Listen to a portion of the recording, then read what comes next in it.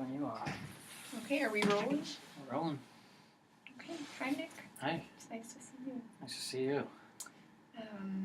So when we met last, I guess it's been a couple of weeks now with Thanksgiving, we could come back around to the topic of your family. And I think we left here kind of with a little homework assignment for us both, so to speak, just to think about, what might be useful and freeing about talking to your family, and what also might feel risky. So if you'd like, we can, continue discussing that today. But I also just wanted to check in and ask what it was like to broach the topic of your family life again here with me. I think it took on a deeper, heavier significance given the time of year it is. Yeah. Because we had, I see a number of members of my extended family pretty often, but having them all, together, like literally surrounding me, that kind of made me feel. Well, it made me feel acutely like the difficulty, but the need to somehow, bring this out into the open, at least with some people, So this gathering felt different. You felt like your presence in it was different, or... Yeah. And especially, something as simple as saying grace. Right. Before Thanksgiving dinner. Yeah. Is that usually your responsibility? Not always. We kind of rotate. But this year was me. So, I think as I get older, I more take on that role. So that was a little, again, kind of similar to the surreal feeling that I have sometimes preaching now. Like you're you're playing a character in a movie or something. Yeah, exactly. Yeah. So yeah, I feel like it's inevitable and necessary, but still, still has some trepidation. Yeah. And what so what is that trepidation? If you had to spell out kind of what thoughts constitute that? Anything that came into your mind, for instance, during the holiday?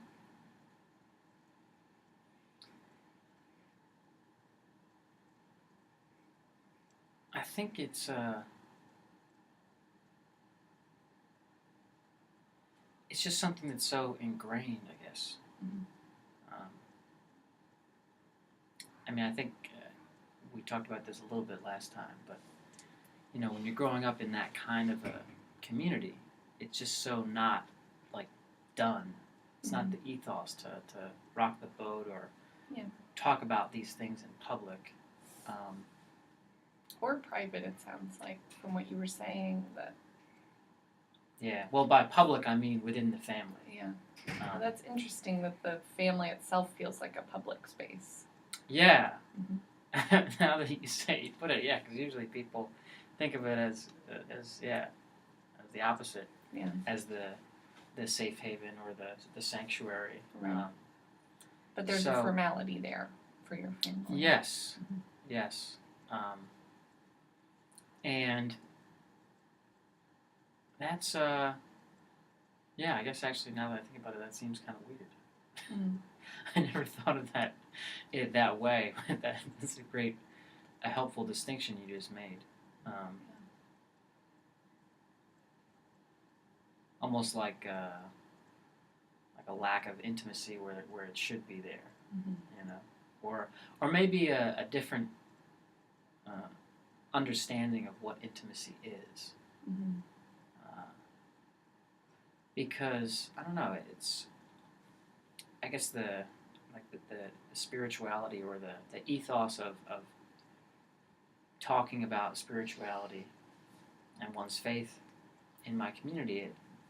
Those ideas of doubt, and those are more, I think, understood to be the things that happen within the individual.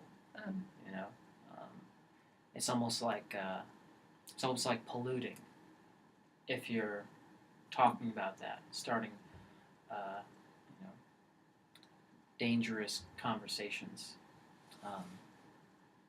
It's just not something that is really regarded as legitimate to talk about. Is it? I wonder if there's a. Well, first of all, I'm curious to hear more about what it was like when your brother left the faith, and if he brought that up quite publicly in the family, and how it was reacted to then. But also, I wonder if there's some kind of metaphor that we could find for how you anticipate, sharing any kind of doubt might change relationships within the family, either your direct relationships or just sort of the atmosphere. If it would feel like a rending of kind of the fabric or rocking of the boat that we're all sailing along on. Well, with regard to my brother, I think that is a sense that's probably part of what's causing my trepidation. Because, when he, started to break off and go his own way, I believe, if I recall correctly, it started with in I think it was like a class in the church, just religious education. For what, older adolescents? Or? Yeah, when he was probably finishing up middle school, starting high school, and it was kind of like I guess the teacher, the instructor, contacted my parents about questions he was asking or assignments he turned in, where he was just expressing these very contrarian viewpoints that they were just not used to at all. And so I guess they confronted him about it, and he was just honest. Yeah. And was he surprised that the instructor had shared those thoughts? Is it something that he anticipated your parents would find out about? It's hard to say. To some extent, it might have been acting out. Maybe he wanted them to. Yeah, that's kind of what I'm wondering. Maybe was afraid of directly raising those issues with them. So he sort of stoked the teacher to come around. Yeah, that seems to make sense psychologically, and given his adolescent age. So that was, I think, how it all kind of started, and then word got around to my older brothers, and they were giving him a lot of shit about it, and kind of almost like teasing. So there was a kind of a playfulness. Well, no, not really playfulness. More like this is not part of the program, or this is some alternative, fuzzy ideas, worldview. So it's more like a corralling him back into the opinions he should be it was having. sending a signal that this is not acceptable. Yeah. And it kind of, like I've said before, that's just it's so strange how predictable it is, but that's like just the default with a lot of these communities, is this kind of us versus them, thing. These are the rules, this is the program, you're either on board or you're not. Very kind of black and white. And of course, with adolescents, that kind of approach never works. Right, when you're trying to individuate, it's hard to be a unified body or to see yourself. Yeah, hard to, that's a good way to put it, hard to individuate. And that phrase is, I think, very telling, because I think it's that, this is the paradox. The older I get, the more I think about these things. The more I think about it. Spirituality is about individuation. It's about, doubting and detaching from the ideas, the values, to some extent the rules of however you were raised. Yeah. You know, if you were raised a Christian, if you were raised an atheist, if you were raised a Hindu, whatever. Yeah. It doesn't necessarily mean completely rejecting that, but it means being able to put it to the side and see it for what it is and see you for who you are. And then if it still resonates with you, then you come back to it in a renewed, self-conscious way where you're really owning it rather than just passively accepting it. And that is something that I don't think was really provided for us, and that my brother kind of instinctively hungered for. And so, in some ways, I feel like by challenging and not necessarily by rejecting, but by challenging that program, he became more his own person. Yeah. You know, he individuated more than many of us did. Yeah. And that came through when I, met up with him last year. That just a kind of confidence and sense of groundedness. And comfort. It sounds like comfort being himself. Yeah. So that I think that's some of what it comes back to. Yeah. So in other words, the memory I have of someone in my family rocking the boat leads to a kind of ostracism. Right. And it sounds like you see now that, having reconnected with Andrew, many of the positive things that he gained from kind of breaking away. I wonder how your parents view him now, or your older brothers. I think the short answer is they don't view him. I don't think. They don't see him. He never comes up. Yeah, he's just kind of not recognized. And whenever it has come up over the years, they just, change the subject or just kind of shake their head. It's not. It's bizarre. It's just like trying to erase, a person from the, like photoshopping them out of the picture, out of the family picture. So there's really very little ability or willingness to, among other members of the family, to try to just understand where he is today or to relate to him on grounds other than faith. Yeah. Yeah. And I think he's pretty much given up on that. Did he come to Thanksgiving? Does he come out for holidays? No. Okay. No, he never comes back out. Yeah. I imagine that this leaves you in a pretty weird place for trying to imagine how you would remain in the family or relate to them if you disclosed much at all. Mm-hmm.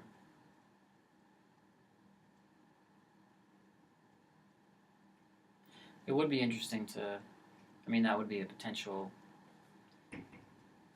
on-ramp, would be to just say, I've met up with him and here's what's going on with him, Yeah.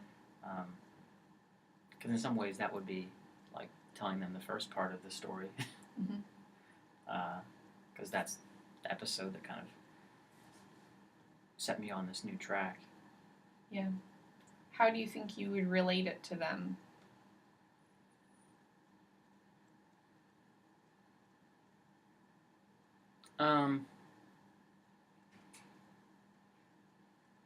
Well, I think one difficulty would be that this happened a ways back, so they'd be like, "Oh, why are you saying something now?" Instead of when you just came back from the trip. And then I could say, well, because I know this is a touchy subject with y'all, and I know it makes you uncomfortable. Yeah. So I didn't want to bring it up. But it's been on my mind. And so on.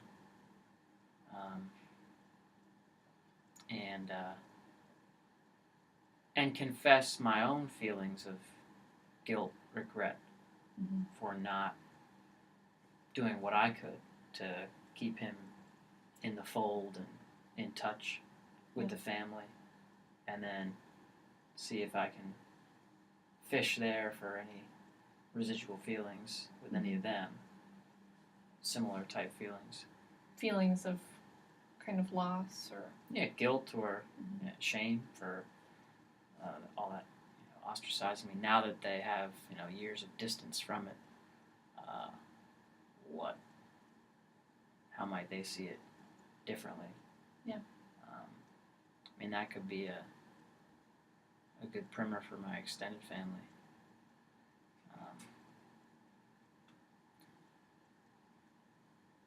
Yeah. I wonder if you might discover in that process that there are any ways in which they might still feel related to him, just through blood, even though the faith is no longer a shared point. Yeah, I mean, knowing that he has children, right? They have grandchildren, independently of whatever he believes or whatever happened in the past. That's always something that perks grandkids or grandparents' ears up. Right. So that could be a good hook. Yeah. I guess, to put it that way. Are there any ways in which you could see a conversation like this stalling or getting stuck, or just not yielding what you would hope it might? Oh, sure. Yeah. Yeah, I mean, I think that's part of my trepidation. Mm-hmm. And it's difficulty with, again, it's difficulty with the kind of psychology in my family and in families like mine. Yeah. In these kinds of communities, is that there's like a wall, and for whatever reason, the programming is, thou shalt not talk about these things, thou shalt not think these things, thou shalt not open oneself to these things, and again, it's just kind of black and white. Yeah. And it's hard. It's it's almost impossible to move. Yeah. Do you feel like you ever really inhabited that way of being yourself? Or were you sort of in that situation by circumstance, but not really caught up in the programming, so to speak? I think by circumstance. I mean, and it even in some ways falls on the birth order of the kids, because I was closer to Andrew, right. And then my older brothers were older, and seem more like of that ilk, So totally in, as in to the extent of as if never like considering alternative possibilities. Right, so very much rooted in the tradition and the authority attached to the tradition. Yeah, so to speak. Yeah, and I think that kind of ironically, part of my success as a preacher was that my contact, my being in touch with the wavelength more along with Andrew is, because it's more creativity. I mean, the ambiguous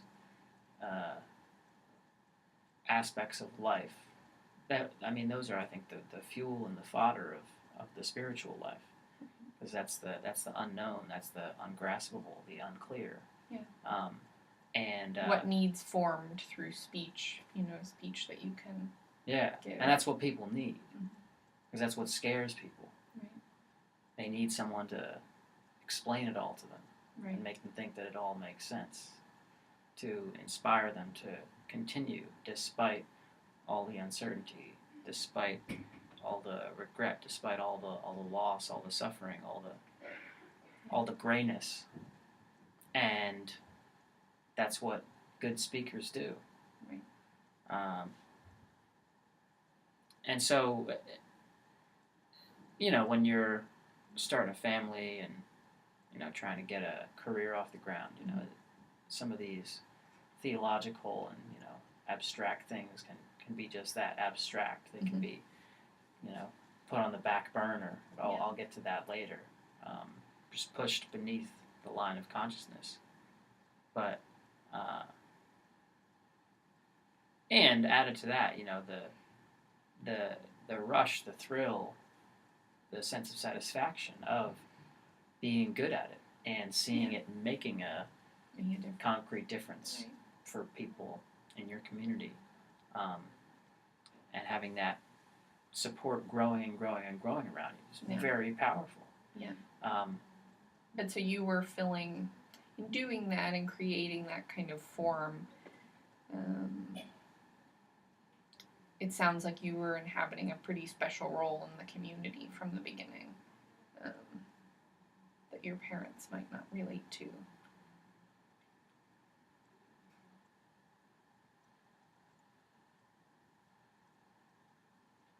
Might not relate to how so? In that, I guess it's your job, right, to recognize some of this unspoken stuff and what might be confusing or just really still very unclear despite this theology that we have. And to, create some way to recognize that or deal with it individually, though you end up sharing it with the congregation and sort of making it communal in that way. Yeah. That's an interesting way to put it. That's sort of the idea. I read this fascinating book. My brother actually was talking about, because he did a lot of study when he was after he left in like comparative theology and religious studies and so on. It was a book about shamanism. Interesting. And the role that the shaman played in in indigenous cultures. And the shaman was somebody who was both a kind of spiritual and physical healer type, who had who knew the forest, who was the one who went out into the dark of the forest or the jungle, and knew the strange plants were, and experimented, and had taken the medicines and gone on the strange trips and confronted the demons and weird things, and so the shaman was a kind of mediator, a kind of intermediary between the safe world of the known, the world of light, and the strange, mysterious world of the dark, where all the angels and demons, right? The good spirits and bad spirits are, and knew how to traffic with them, and then could come back and communicate the, both the literal physical healing, but then also the spiritual import or content of what it can translate that strange world into the familiar world, that intermediary role, and I think that's there's some common parallel with the shaman, the priest, the pastor, and that there's some, and this is the tricky thing, I think there's some element of deception that's implied there, because it's like you're directing a ship, and you're standing out on the whatever it is, the precipice, the prow of the ship, and people are asking, are we going the right way? And sometimes you think that we are. Yeah. And sometimes you're not sure, but you have to say, full speed ahead. Yeah, so true. This might be an over-elaboration of the metaphor, but when you're that person standing at the bow of the ship and then you rock the boat, it might have a different import than if it's just any old person. I can see, for good or ill. Yeah. Right? It could make people lose confidence in you. Yeah. Or it could, I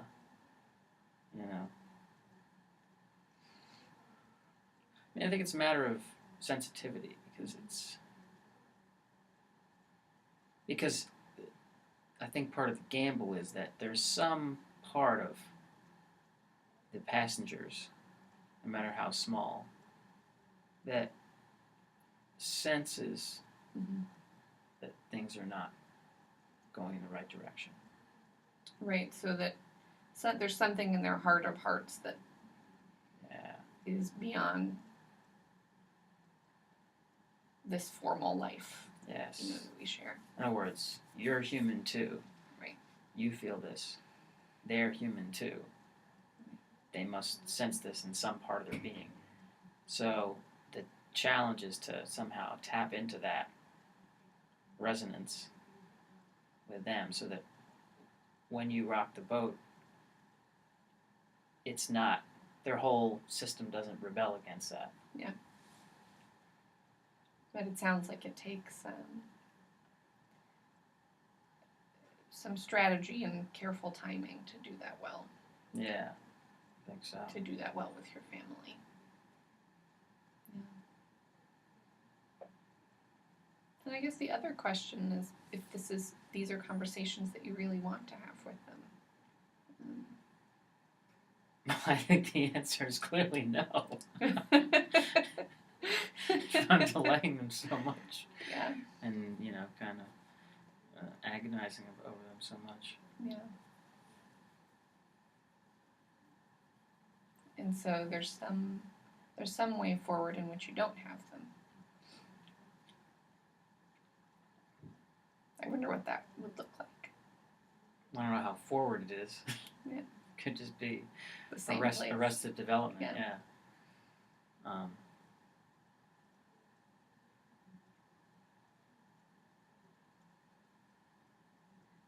Do you see a way that you could just kind of continue relating as you are now and direct this energy and this insight that you're gaining through your ministry primarily and kind of let that be? Yeah, I think that's kind of my new default. Yeah.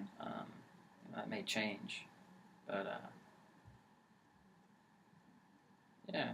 Again, like I think I've mentioned before, it's difficult because it's not difficult. Mm-hmm. But it's a little weird. It's weird, but I mean it's difficult. What I'm saying with that, I mean, it's difficult because it's not difficult. It's we've been very successful. Mm-hmm. My wife and I, and we have our children are wonderful, and we've got this great community. I've got a up and up career on the up and up, and those are things not to be taken for granted. Yeah. And in the grander scheme of things, I've been spared a lot of the tragedies or the suffering that can befall people throughout their lives. Mm-hmm. That may change. Yeah. One of those. But this is I think this is something that I can handle on my own, and coming here and talking with you has been an unexpected freeing, space creating process that has helped me gain greater perspective on where I'm at in the context of my upbringing, and feeling more okay with you're seeming that way. All this stuff coming up, and again, very unexpectedly, and I think counterintuitively, feeling more empowered in my role as a pastor. And I have to confess to some excitement in some of our scheming strategies over the last couple of months about ways I can adapt my ministry in light of these new possibilities in ways that aren't just about me, but about helping other people cultivate a deeper and more critical and more authentic relationship to their faith. So that, at least for now, I mean, that seems like enough Yeah. of a change in order to deal with this issue. Right. And maybe, down the road, maybe once I get more comfortable in that role, Mm-hmm. it might be easier to broach this with my family. And it sounds like you do have some real awareness and a kind of attuneness to that part of them somewhere, which might be small and very much buried, but still real, that can relate beyond these traditions. Though it sounds like opportunities to connect with that part can be unexpected. So it's hard to say when or how those conversations might unfold, but that you'll have more kind of terrain to stand on in approaching them through, the innovations that you've been making and are going to be continuing to make in the church. You brought up in our last session in talking about those changes and then how they might relate to your family, that you wonder that you wonder if you might take a different approach with your kids in raising them or in relating to them. Has that been on your mind much at all? Yeah, I just thought of it a couple of minutes ago when you were talking, because it's something that just occurred to me. Maybe like a less overt way of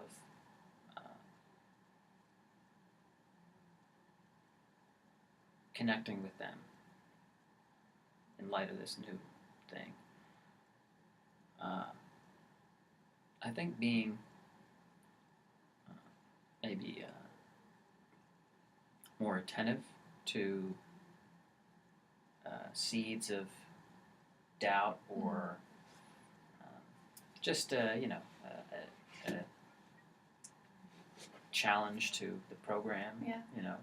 As they get older, as they move through adolescence, and being careful to nurture those, and not just this way. So that they might feel comfortable reaching out to me about those things.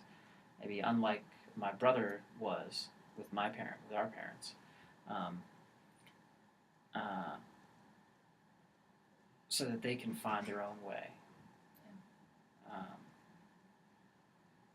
So that seems like because, now that I think about it, I think that's another reason for my trepidation is I don't want to provoke some crisis of faith in them.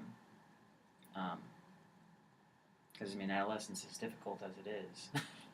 Right, and you yourself benefited from, you've said, having that structure and that sense of security. Exactly. So, I think it's more important for them to know that is strong, that is there.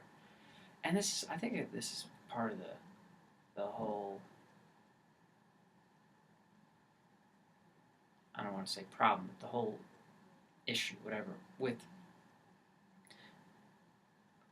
a lot of this stuff is that I feel like there's a fusion of a conflation of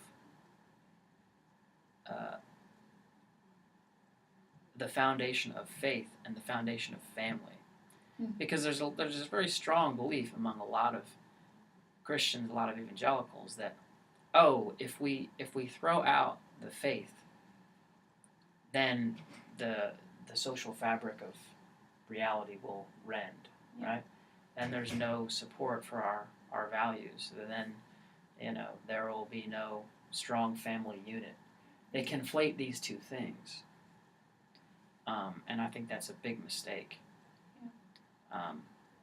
So with adolescent growing up, my children, they need to know deep down that that structure is there. Yeah. The family structure, it's intact. That support is there. Yeah. That's the constant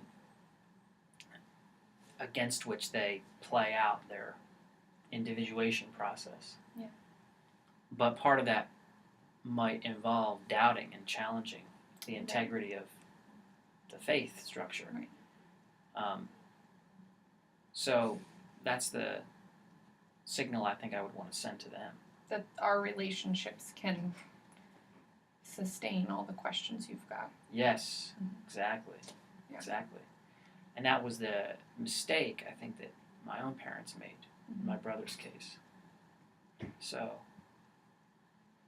yeah, that sounds like a good way to not avoid or deny the need to somehow change how I relate to my family, but do it in a way that's not going to rock the boat. And others can make of that relationship to your children what they will, but I imagine that if there's anything that might connect to that piece of your parents' heart or your brother's heart that feels some loss for what happened to your brother and what happened to that relationship, that watching you embrace and support your children in a somewhat new way might be something like that. Yeah. No. Yeah. I guess that to be like this mediator role in some way too between the parents and my younger brother. Yeah. And it doesn't, in that case, it doesn't rely on having the right sermon or the right thing to say, but just being, just relating in the way that you feel is right. Makes sense for you.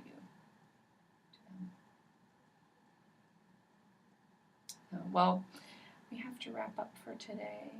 How are you feeling about next week? Should we meet again at this time? Yeah. Okay. Sounds good. All right. Thank you. All right. Thank you.